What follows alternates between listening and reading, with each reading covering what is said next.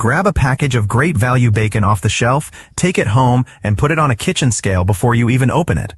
That's the test a growing number of shoppers have started running on their own, and the results have been circulating widely enough this month that it's worth breaking down properly. Because if it's true even some of the time, it changes how you should be shopping every single week.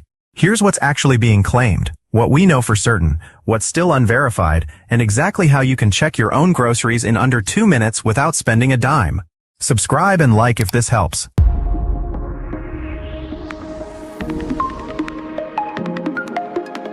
Claim making the rounds. Over the past couple of weeks, social media has been circulating a specific and pretty simple test. Take an unopened package of great value bacon, the kind sealed in plastic with a printed weight on the label, and place it directly on a kitchen scale without opening it.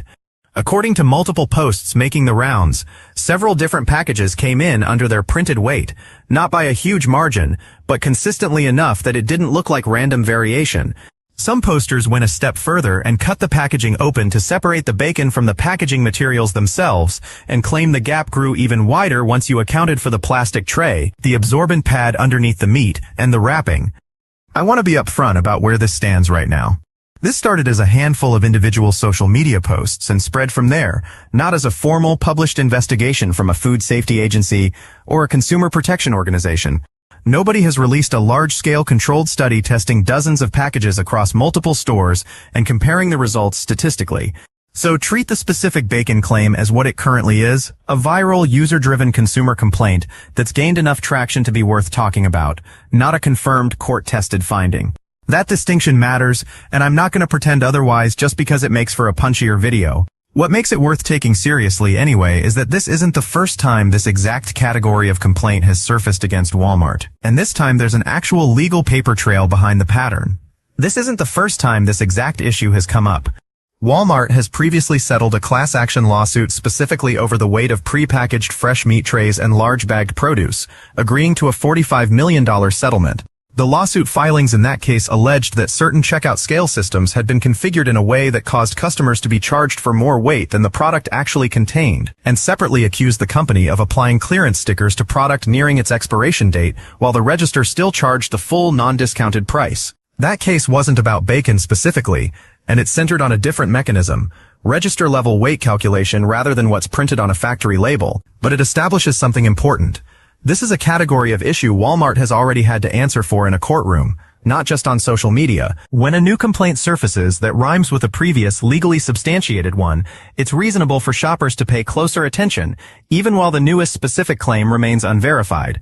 It's also worth understanding, in a completely neutral and non-accusatory way, how a legitimate discrepancy between printed weight and actual weight can happen even without any intentional wrongdoing, because the explanation matters for how worried you should actually be.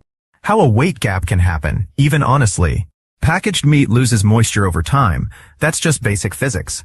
From the moment bacon is packaged at a processing facility to the moment it lands in your cart, it travels through a cold chain that isn't perfectly climate controlled at every single point, sits in a distribution warehouse, rides on a truck, sits in a stockroom, and then sits on a refrigerated shelf, sometimes for days before you pick it up.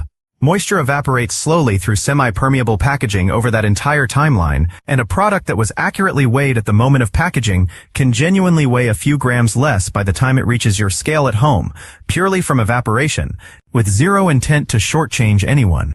There's also a labeling standards question buried in here. Federal regulations around net weight on packaged food generally refer to the weight of the product itself, not including packaging materials like the tray, the absorbent pad, or the film wrap. If a shopper weighs the entire sealed package including all of that packaging material and compares it directly to the printed net weight without subtracting the packaging weight first, they're going to see a discrepancy that looks damning but isn't actually a true apples-to-apples comparison. This is exactly the kind of measurement error that can turn a completely normal product into a viral accusation, and it's genuinely unclear from the current wave of social posts how many of them accounted for this correctly and how many didn't. None of that means every claim currently circulating is wrong. It just means the honest answer, right now, is that we don't have enough controlled, verified data to say definitively whether this is a widespread packaging integrity issue, a moisture loss issue that's within normal tolerance, a measurement error on the part of individual posters, or some mix of all three depending on the specific package. What we can do is give you a way to check it yourself, properly, so you're not relying on anyone else's math. How to actually check your own groceries. Here's the correct way to run this test at home, accounting for the packaging weight issue mentioned above. First, weigh the sealed, unopened package on a kitchen scale and write down the number. Second, open the package, remove the meat completely, and weigh the empty packaging alone, the tray, the absorbent pad, and the wrapping, separately. Third, subtract that packaging weight from your first measurement. That final number is your true net product weight, and that's the number you compare against what's printed on the label, not the sealed package weight. If you're consistently landing more than a few grams under the printed weight using this proper method, across multiple packages and multiple shopping trips, that's worth documenting. Take a photo of the label with the printed weight clearly visible, a photo of your scale reading, and hang on to the receipt. If you're comfortable with it, you can bring the sealed package back to customer service and ask an associate to weigh it on the in-store scale in front of you before you even open it at home. Most stores will accommodate a reasonable request like that without hassle, and it removes any question about whether something happened to the product after you left the store. A kitchen scale for this purpose doesn't need to be expensive.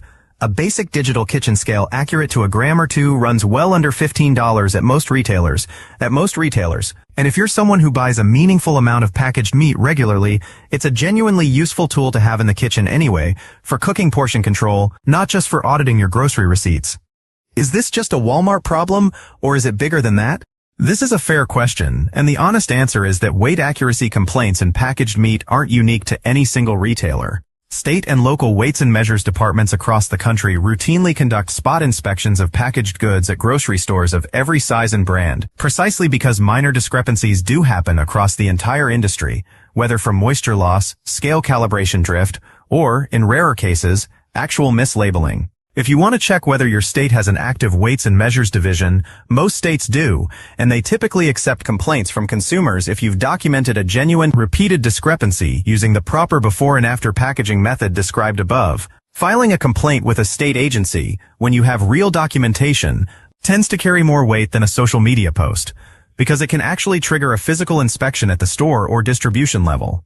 The reason this particular story is getting attention specifically tied to Walmart, beyond the store simply being the largest grocery retailer in the country by volume, is the prior $45 million settlement mentioned earlier.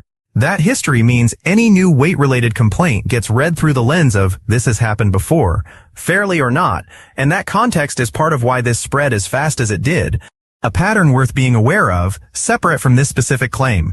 Setting the bacon story aside for a moment, it's worth knowing that Walmart has had a handful of other regulatory and legal issues surface in recent months that, while unrelated to packaged meat specifically, speak to the same general theme of consumers and workers pushing back on company practices.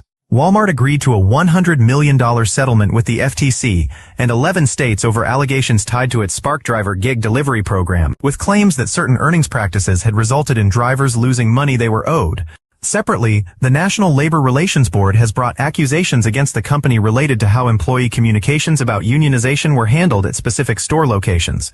Neither of these is directly connected to the bacon weight claim, and I'm not suggesting they are.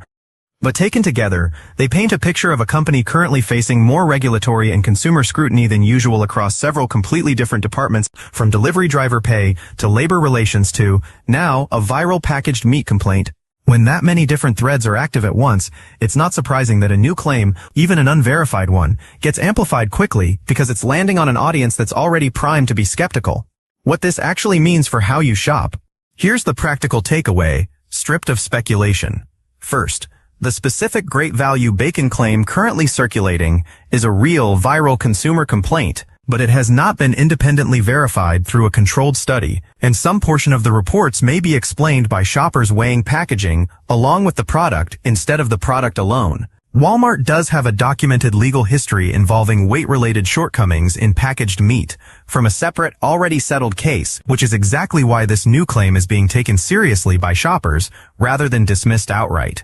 Third, you now have a correct, simple method to test your own groceries at home with a cheap kitchen scale, accounting properly for packaging weight, so you don't have to take anyone's word for it, including mine. If you do run this test yourself and find a genuine repeated shortfall using the proper subtraction method, document it with photos and your receipt, and consider both raising it with the store directly and filing a report with your state's weights and measures division if the pattern holds up across multiple purchases. If you run the test and the numbers come back accurate, that's useful information too, since it tells you the viral claim may not apply evenly across every store or every batch. And that variability itself, store to store or batch to batch, is worth knowing regardless of what's ultimately behind it. Grocery pricing and packaging accuracy is one of those things most people trust by default, because checking it yourself has always felt like too much effort for a few grams of bacon. But a kitchen scale costs less than the bacon itself, and knowing how to do this properly, rather than relying on a viral social media post that may or may not have measured things correctly, puts the actual answer in your hands instead of someone else's feed. That's really the whole point here, not to tell you definitively that you're being cheated, because the evidence right now doesn't support saying that with certainty, but to make sure you're not just taking either side's word for it when you can verify it yourself in under 2 minutes at your own kitchen counter.